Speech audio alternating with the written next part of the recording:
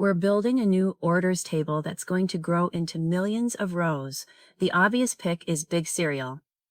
But half the engineering team is pushing for UUIDs because we need distributed inserts across multiple services. And now someone's brought UUIDv7 into the conversation. UUIDv7 is designed to be more sequential, which may improve B-tree index performance compared to traditional UUIDs, depending on the workload and configuration. So what's actually going to happen to our index and write throughput with each of these options? BIGSERIAL typically results in sequential inserts, which often land at the rightmost leaf of the B tree. That page stays hot in your cache, so writes are incredibly fast. You're not doing random writes all over the index. The catch? If you're running sharded databases or merging datasets from different sources, coordinating that sequence across nodes becomes a real headache. UUIDv4 generates values using a pseudo-random number generator. That's great for distributed systems because you don't need a central sequence generator. But every single insert touches a different leaf page somewhere in the index tree. Which means you're getting cache misses constantly, page splits happening all over the place, and your index ends up larger than big in index due to its size and fragmentation. At scale, it's really painful. UUIDv7 is the interesting middle option.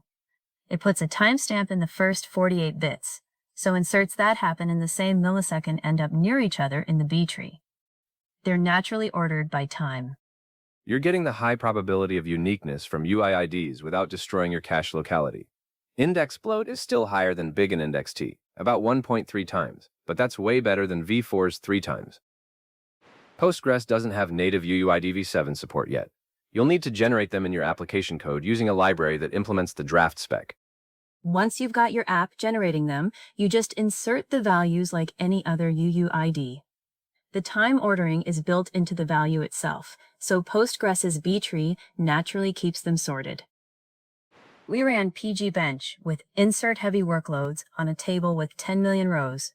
BIGINT index T is our baseline.